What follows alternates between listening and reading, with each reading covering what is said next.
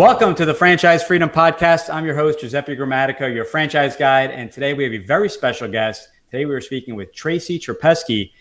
Tracy is a leading executive coach and leadership developing expert with over 15 years of experience. Her expertise, professional experience, and coach toolkit guide her clients to success in many areas of business and life. Tracy, welcome to the show. Thanks for having me. So that was the second take for everyone listening in. So got a little tongue-tied earlier, but we're going to get through this. So if Tracy, if you can give the audience a little context of kind of who you are and how did, more importantly, right now, we're not more importantly, but if you can really stress on the, how did you get there, that journey from maybe graduating school to your coaching practice? Wow. Okay. I'll make it fast because I'm old enough to say it's been 20 years or more. So same here. Okay. So I went to graduate school. I did a dual master's program with an MBA in international management and an MA in Latin American studies, focusing on development economics. And my sort of stars in my eyes were like, maybe foreign service, or maybe I'll go and do some big international conglomerate, something or other. And so I got the experience, not with the State Department. I ended up working in corporate for a while, many years, and kind of hung out in the operations realm. I job hopped a little bit to learn a little bit and to change industries. And one of the recurring themes throughout the years was I was always really interested in supporting people in achieving what they wanted. And at one point, one of my last corporate jobs, my boss pulled me aside and said, I just think you're too smart for operations. Like, you're going to get bored, and I can already see it. And I'm worried that you're going to leave, and you're so good at what you do, but I think it's not enough. And I'm worried about that. So will you give me plenty of notice when you leave? And I was like, I'm not going anywhere. And then I had another opportunity and went to him and said, I'll give you a month. I'll give you a month's notice. And I don't think it was that I was too smart for operations. I was always looking for something else. And I always felt really confined by the container of the corporate world. And so, fast forward several years and a couple of babies and reinventing myself. And I heard several times from different sources, you should be a coach. And I was very full of myself and kind of went, I have 2 master's degrees. Why would I go do coaching? That's something you get a weekend certification. I had no idea. I didn't know anything about coaching, right? But the 4th time I heard it, and this person said, you're a natural. You already coach. It's what you do. You teach and you coach and you draw things out of people. You should really consider it. So I thought, well, I better go figure out what this coaching thing actually is. Right. Because people I know, like, and trust are telling me this. And so I hired a coach and worked with her for a while. And then she said it. So 5 times I needed to hear. And you hired faster. A coach. And I hired a coach. I saw the value. This was the thing, right? I saw the value. And around that time, I was recently divorced. And so I had all these things I was considering about what the responsibilities were and how I wanted to spend my time and all of that. And she said, you should really think about coaching. Like, you're real natural at this. And I thought, well, gosh, if you say that, okay. So she certified me and trained me. And then I started my business. That's kind of how that went. It wouldn't be the way I'd recommend for anybody to just start their business and be like, okay, fine. But that's how it went for me. So but you had it made up in your mind. It wasn't for you. And then until you actually learn a little bit more about it and tried it. So it's a great business. A lot of people need coaching. They need assistance.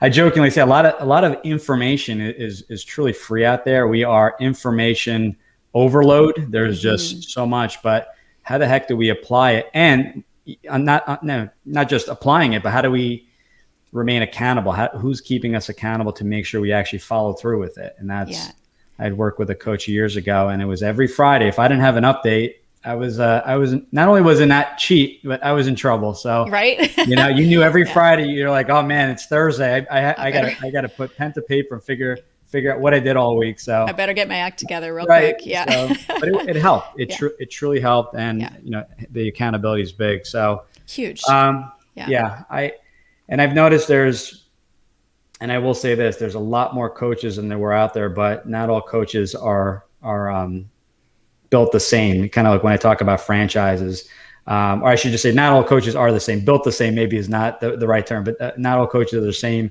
You should really sit down and interview your coach to make sure that you're a right fit. It could just be a personality thing. So that's awesome. That's sure. I'm glad you're doing it, helping a lot of people in the way. And I definitely want to bring up your show, the podcast later on. So a big thing we talked about, and kind of one of the key areas is mindset. And we talked about that a few shows back, just having a mindset,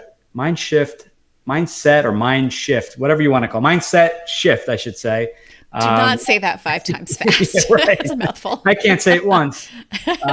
But having that shift is key as far as maybe a different way of thinking. You approach it one way, and then you have that coach, that outside perspective. So talk to us a little bit about, what a mindset shift is and how you are able to help people make that shift.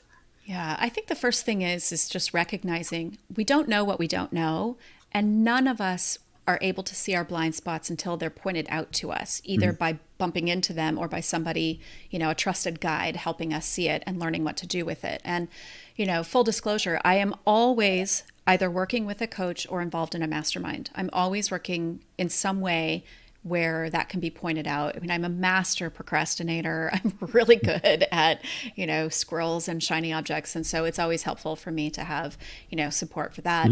So, in order to have a mindset shift, you were saying a minute ago, there's a lot of people that need coaching. There's a ton of people, everybody needs coaching, but the people who want it are the ones who will actually work for it. And that's, I think, a big thing. And it's a big part of the screening that I do when I meet with somebody to explore coaching.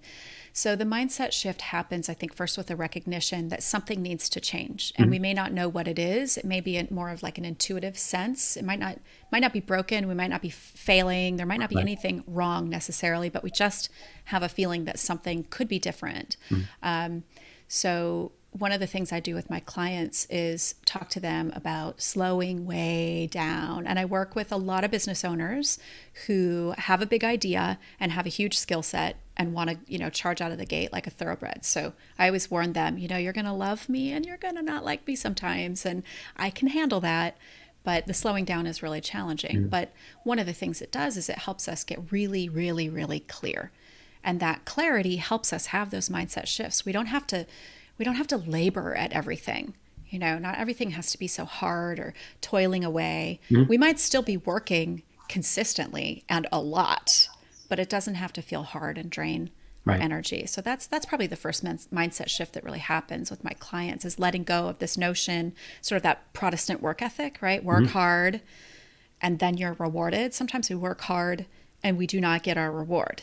Right. So maybe we're working hard at the wrong thing, or maybe we're working so hard we're blocking our success. So I believe in ease. Yeah. It's not easy, but if we can create a sense of ease around the things that we're doing, it becomes easier. We can get into flow or the zone or whatever people want to call it. I like that. And one thing I'll add, and when we talk to candidates that are looking at franchises, is sustainability. And we can all work hard, but how long can we work at the pace we're working at? We're working 100 hours a week nonstop. Yes, maybe you need to work extra hours to get the business running, but a key part is you just don't have systems in place. It's not sustainable. Every week it's going to be another 100 hours because your schedule's out of whack. You have no system in place. I myself just implemented 30-minute buffers between my calls literally 2 days ago in Calendly. So Eureka. Yeah, it only took me 16, 17 years to, I guess Calendly maybe wasn't around then, or maybe it was, but I didn't realize that there was that option, nor that I even never crossed my mind. So I would always do back-to-back calls. And at the last call that day, I was drained. So talk to us about, do you work with your clients kind of talking about have a sustainable business, systems in place, what those systems are so that you are able, why do we get into, as a coach, business for ourselves? It's for the time and financial freedom are the top two freedoms we talk about on the show. Yeah. Talk to us about the systems. It's interesting. A good percentage, a very high percentage of my clients will come to me at the point where their business has grown so much and so quickly that they feel like it's swallowing them whole. Yeah. One client told me he woke up at 3 o'clock in the morning from a horrible dream that his business became a monster and ate him by the head. Oh, wow. And I shouldn't laugh, but it's Hopefully, very is he listening? vivid. Yeah. Well, he's since, done what he was supposed to do. Okay. He's, not having those dreams anymore. But, it's that happens a lot when we build a business from the ground up if we don't plan from like the 5-year mark. So having systems in place is really important, but the process to figure out why it's important, I think, is also key. So I do an exercise with my clients where I take them out 5 years and say, talk to me in the present tense about what you've accomplished over the last 5 years, and be really dreamy, go way outside of what you think is possible, like get out of reality and let's just see where you land, where you'd like to be, because that's where all the golden nuggets are. And what happens when we go into that thinking is we're at this place where all the things that got in our way are handled. So now it's so much easier to see what the solutions are. And I might be making up this statistic, but I think it's a good one. 99.9% of the time, the systems are the key. The systems are the key to be able to grow your business. Like nothing is scalable if it depends 100% on us at all. I mean, it's just not, right? I know this in my own business. I've encountered it in my own business. So we get really clear about what the systems are when we go out to that 5-year mark and look back. So that's really helpful because for some of my clients, the system is, wow, we don't have any kind of operational flow. We're winging it. Winging it is maybe a good way to start. It's not a great way to scale, and it's not a great way to grow. So we want to try to get in front of that. And if my clients have come to me and they haven't gotten in front of it, then it's, okay, let's break it down. How do you want your day to look for you? Just for you. Well, your team probably already knows what they need. We'll get to them in a minute, but for you. So a lot of my clients are private physicians in private practice. And so for them, they're, one client, again, the one with the 3 a.m. scary dream, he said, I've got 3 young children under the age of 4. They were in a hurry. My wife is a surgeon and she's on maternity leave right now, but she's going to be going back to work. Right. And I want 2 things. I want to leave work at a decent time to spend time with my family and turn it off. And I want to be doing more research so that I can really be an expert in my field. And so that required, okay, what do you need for that? Blah, blah, blah. What has to happen? And ultimately what needed to happen was he needed somebody in the office to tell him where to go all day long. So he could just go and do his thing and go see his patients and flow in and out. And then he needed a half day for research and writing every week. So we had him take Friday afternoons off. And that kind of didn't work because he was dinking around in the afternoon. So then he took Friday mornings off and only saw patients for 2 hours in the afternoons. So that started to work for him. So, sometimes it's trial and error, but the systems are key. The systems are what will make your business scalable, period, full stop. It's not your hustle.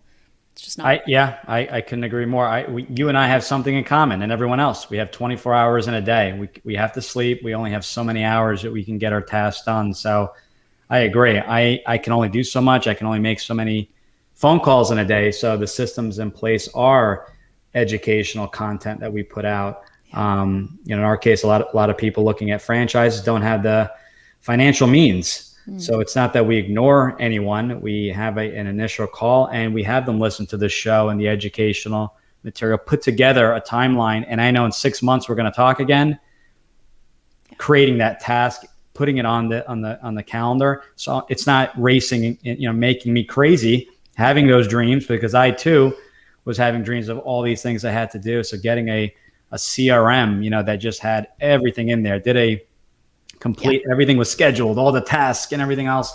I think that helps your sanity.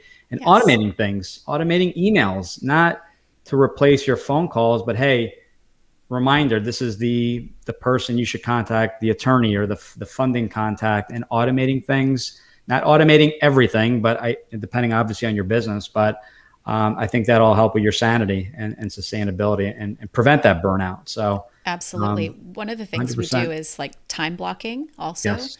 And even in a brick and mortar business where you have people coming in the door and you can be interrupted, you can have general time blocks. Another client of mine works in a hospital setting, kind of runs a clinic out of a hospital setting and has a private practice, but operates as the CEO basically of both. Right. although he wasn't operating as the CEO of his own private practice, he was getting really stuck and mired in the details. And so one of the things, and he was all over the map. So he was coming in and working nights, and he would come in on weekends to see patients. And I was like, what are you, you're going to burn out. You're going to get sick. Something bad is going to happen. This is not sustainable. Right. So we had him, it took a few months to kind of fine tune and decide where it could work. But now he condensed the clinical work over at the hospital setting to 4 days a week. And then he's full day, 1 day a week in his private practice. And then the nurse manager runs everything else. So that's the day that he sees patients and does like whatever needs to be, if he's required for that procedure, or if it's their first time coming in, that's when they meet with him. And that's the only day that that's available, rather than accommodating all over the place. This is really important as a CEO as well. Just remember, when you try to schedule with your dentist, unless they actually keep an evening office hours open, you go in when they're open. Yep. So why do we think that we should be available at all hours? When I first started my business, I will just hand on heart tell you I learned this the hard way. I had a little bit of a challenging client who we lovingly call PITA clients, pain in the, and she really wanted to meet on Sundays at 9 p.m. And I was very new, and I was in a little bit of a scarcity mindset. My children were tiny, and I was a single mom with a mortgage. And so I was like, okay. But every Sunday night I was holding my breath. Please, please, please, please, please let the little one stay in bed. Let the little one stay in bed. Right. Is that right? That one won't just come down and like get a book and lay on the couch next to me. That one's like, Mom, mommy, mom, mom. 15. He still does it. Mom, mom, mom. Yeah. So I just plan around that now, and I know better. And after I completed my work with that particular client, I made a decision. These are my hours. I make exceptions for people who live on like other side of the globe. So if we have a 9-hour or more time difference, I might get up in early morning and have them meet me at night, their time. That's it. Otherwise, it's these 3 days a week during these hours. That's it. Make that decision. No, that's I am guilty of that as well. And you have to learn. Yeah, it's just I work all over the country. We had people from Hawaii contacting us, and that's from New Jersey on the East Coast to Hawaii is a huge time difference. What is that? 6 hours? 6, yeah. Yeah, 6 hours, I believe. And that was just same thing. Late at night. I had young children at the time as well, and now 13 and 11, so they're getting up there. So, but yeah, I agree. Got to put boundaries. But one thing I want to focus on, and this is actually really, really important. I think people forget this, is that you mentioned the 5 year. So you have the 5-year vision. It's a 5-year, 10-year. It's a vision of in the future. And I think people overcomplicate this. It's really simple. What does your life look like? Yes, you're going to have to make tweaks and changes. You're not going to just close your practice one day and just see patients 4 days a week, tomorrow. It's going to take a little time to set up the systems and the calendars and everything else. But what does your life look like, regardless of what it takes to get there? Yeah. Are you living at the beach, working a day a week? Whatever it is, outline it. And then we figure out how to get there. But I think being clear on that vision, and then saying, okay, these are the things. I'm sure when you're coaching all your clients, as far as how do I go about getting there, I think it's impossible to get there if you don't have that vision. I want to make lots of money. Okay, well, what is lots of money? Right. Mm-hmm. Why? What is it? What are you looking to accomplish? You want to make 10 million a year, but you're looking to retire there. And you need to make 10 million a year. Is it less? What are you going to do with that money? So I think breaking it down into specifics, into chunks, so that it doesn't get, I know Tony Robbins talks about chunking, about getting, and saying, okay, you're getting overwhelmed. Let's focus just on the calendar and your schedule, and let's get you down to that 4 day a week. And then maybe we can get it down to 3. But vision is key. I think envisioning what your life will be like. There's no right or wrong. What you specifically, Tracy, what do you want your life to look like in 5 years? It's not that complicated. You don't need to ask other people. Just write it down on a piece of paper. Yeah. I've done that personally. It's worked in my personal life. I talk to everyone about that when they buy a franchise. What are you looking to accomplish? You want to get X, but is it a business? Is it another job? Is it a combination of both? So Great point. And I really wanted to, and I know we spent a lot of time on that, but I really wanted to stress the importance of that. And I think people, especially people I work with, overlook that. I just want something for now, but they don't think about the future. So are you looking to start a family? You know, that's another, sorry, I didn't mean to That's cut a you off. huge, no, just that's a huge thing. I mean, it's just like you wouldn't, unless you were planning on going on a road trip where you just wanted to see where you ended up, you wouldn't go on a road trip without making some plans. Right. What's my final destination? Where do I need to stop and refuel my car and my body? Where can I stop and, take breaks or whatever? Do I need to stay overnight somewhere? Like all those pieces. So even if we start at the end result is I want to get to, I don't know, New Jersey, right? I'm in North Carolina, so that's a good drive. What do I need to know before I get on the turnpike? Right.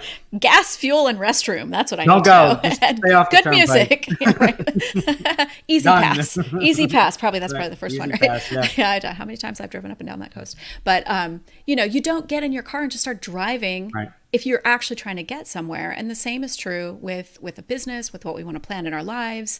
If you work with a financial planner, they're going to ask you the same kinds of questions, like what's our end result here, and what are the pieces that need to be put into place in order to get there.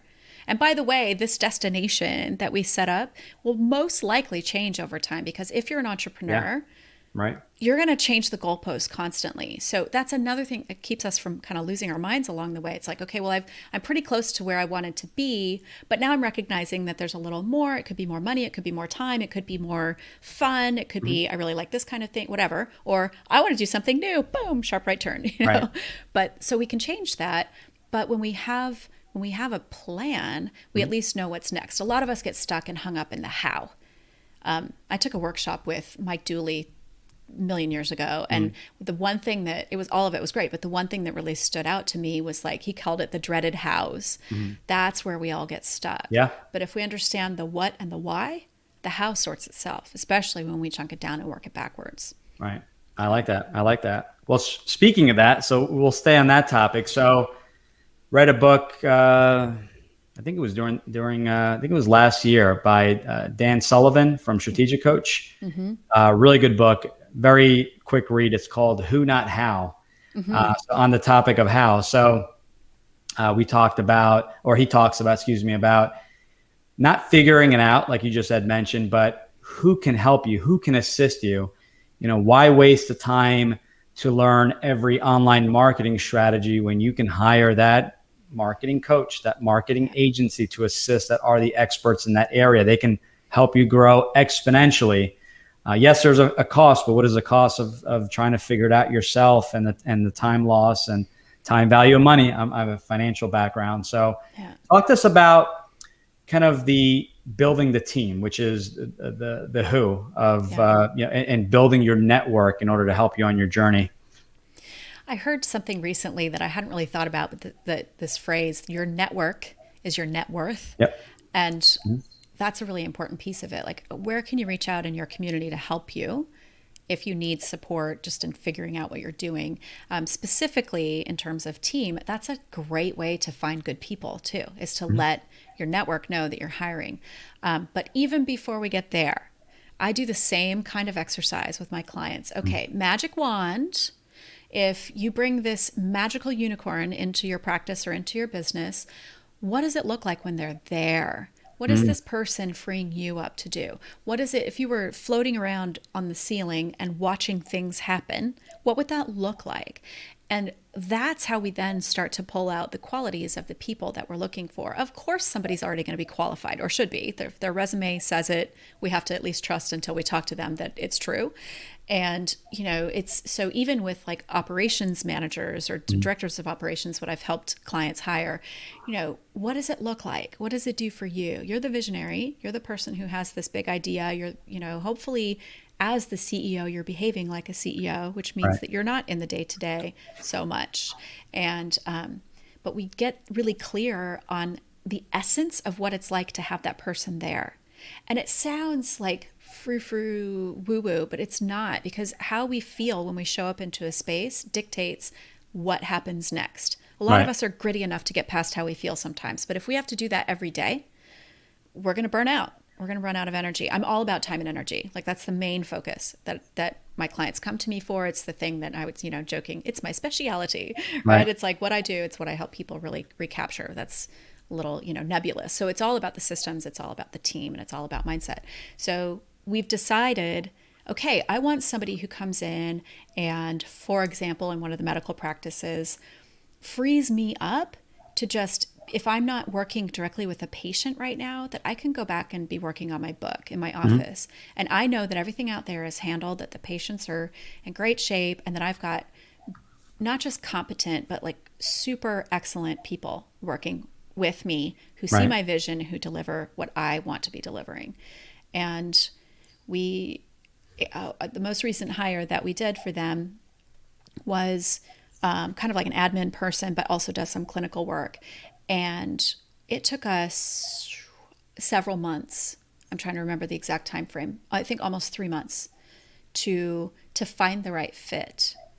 And it's like you don't desperation take a job, and don't desperation hire. Just trust that one. Wing it for a while if you have to, until you get the right person in. Right. And now they have their dream team. And they've got, I wanted them to outsource their social media. I didn't realize they hadn't been. So I was like, what? And it But turns no out, social media at all? Nothing? well, they were just weren't outsourcing it. So Okay. so it was very hit or miss. And I didn't realize that. So, because they were posting sometimes and whatever, I just had no idea that they hadn't done that. Somewhere in there I missed that detail with them. Right. Well, it turns out that the person that they hired has a side hustle for social media strategy and management. Oh, And I was wow. like, hire her. Hire her outside of your business. Pay her rates, right? And because she'll treat it differently than she would if it was something she had to do Right. while she was at work. Agree. And yeah, so who knew, right? I mean, that wasn't on their list of, I wish I had this magical unicorn who also does this. And now, in a very short period of time, they're starting to multiply their revenues already. Right. Wow. Impressive. So, Yeah. with all that being said, how important, I know in my business, as in the beginning, I worked a lot and had children, and I said, I took a stand and said, I became a soccer coach. I got into business for myself for the, not just the financial, but the time freedom. So in my situation with our company, I did a office meeting and said, I'm backing off. I'm not going to be here every single day. Wednesdays, I'm going to be working from home. I coach on Wednesdays. That's it. We're going to have to figure it out. I needed to figure out if it was an employee, which we found out we didn't need another employee. We just gave some extra functions, I should say responsibilities to one of the other employees that were actually in the office. How important is it? In our case, we had a few meetings, and it wasn't done over. I didn't just say next week I'm starting this. It took a few months to make sure. So how important is it to really tell your team, your office, your company, everyone, all your employees about your vision, and maybe having them, have some input to maybe figure certain things out. How important is that? Immensely important. I think it's fundamental to growing your business into your vision.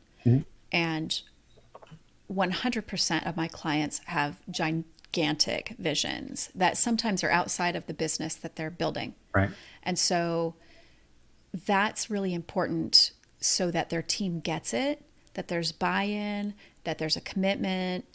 People who there's so much research on this, right? Team members who feel included are more loyal, they stay longer, they take fewer sick days, your turnover starts to decrease. In the medical industry or in the medical field, there is very high turnover, like in the 28 and higher percentage range, depending on, by type. And so that's expensive. Like, it's expensive to turn over your staff. And so we want to be mindful of that, even if the doctor doesn't really care that much about the numbers, which sometimes happens. Like, you gotta care about your numbers. Sure. Absolutely. You have to know them, and you have to care. Otherwise, it's an extremely expensive hobby, which eventually will not be a tax benefit. Maybe the first few years it's great, but then you got to start at least breaking even, right? We'll get past that, hopefully. But yeah, I mean, I think it's a huge piece of it. And another example of this, actually, the place where we most recently hired and found out she's got a social media background, the nurse manager, we had a strategy call, and she said, "Do you know what's really weird? I'm very science, very medical. That's just where I am. It's all clinical. But in the last 2 months, since we've been doing this process and doing these things with you, I swear my brain switched from medicine to business. And so now I'm thinking about all these opportunities. I'm thinking about community outreach. They're in Oh, they're wow. in a complementary medicine realm as an MD, but they're doing regenerative medicine, which is usually cash pay and something that's really new, especially where they are. And so she's thinking about ways to educate their community to make them want to come in. She's also very clear on meet people where they're at. That's a big one that I Right. work on with my clients. Because sometimes they're up here and they're like, no, Mhm. I only want to work with, people who are recovering from cancer. I'm like, okay, so you're going to get one patient a year the first 5 years. Is that how you want to go? Like, Right. what about, not everybody thinks that they can pay thousands and thousands of dollars out of pocket until they recognize the benefits. So meet people where they're at. And she's on it. She gets it, Right. and she grew up in that community. So she's much more aware than they are. They're transplanted into that community. So yeah, I think it's huge. And it opened up a level of creativity in one of his team that he had no idea existed. Right. And here she is, grabbing the bull by the horns and helping them grow their business. And she's really committed to their vision. It's very interesting. Yeah, that's a lot of great stuff. Definitely a show I want everyone to listen to a few times. It's there's a lot in there, and franchise, non-franchise, what a startup. There's always a need for a coach. There's always franchise have systems in place. And to your point, it's also important to understand why, because sometimes people may not follow the system because they don't realize the importance or the long-term effect of it. But really taking I think with coaching, I think the value is it's not just business, it's personal, right? I don't think there's, work-life balance, and it's just like they treat it as two separate things. I work from home. There's no work life. It's life, right? I Yeah. work from home. There's There's life. also no balance. Yeah, right. There isn't. Not like this. I mean, if we think balance is No, it's even, not. right, and equal, it's not. If we work more than 20 hours a week, we're out of balance. Right. So I reframe that as harmony. We want to create harmony. What Harmony. creates a harmonious, I'm an 80-20 person. 80% of the time things are great. We are, good. we're ballers. Let's go. So I think that it's, a matter of, again, it's a mindset thing, right? Right. I think a lot of people are super dissatisfied with their work-life balance because they're expecting balance. You're right. There's no balance. I think There's not. you're right. That's you nailed it. That's exactly it. I'll leave it at that. I have nothing to add to that one. I was going to add something. I'm like, no, that worked. Sometimes you don't have to add to it or give an example. That was listen to this twice. You're right. Rewind. Rewind and just watch we'll watch the whole show twice, but if at bare minimum the last couple of minutes. Anything we didn't talk about? Anything for, we'll say specifically for a first-time business owner. I'm a corporate exec, 5-10 years under my belt. Thought about going into business for myself. That could be a franchise. It could be a coaching business. It could be your own startup. Any advice you would give? One solid piece of advice that we didn't talk about today. Whew. Yes. Okay. Build your business around your life rather than building your life around your business. If you start that way, you will always be mindful and you will achieve creating that time and financial freedom piece. Love It's it. really hard to reverse it. I like that. Very, very simple, but yeah, something to really give some thought to. So if everyone listening in, someone has a question, they'd like to work with you, they'd like to learn more about your podcast as well as your business, talk to us about the podcast and where can they get a hold of you? Okay, so the podcast is called Entrepreneur Mindset Reset, and you can find it on Apple or any platform where you listen. If you are looking to be a guest on the show, the best place to inquire about that would be either through my website, tracycherpesky.com, click on podcast. Somewhere in there's a button that says be a guest. It'll take you through to a form. Or you can go to the podcast Instagram and go to the link tree and find a way through there.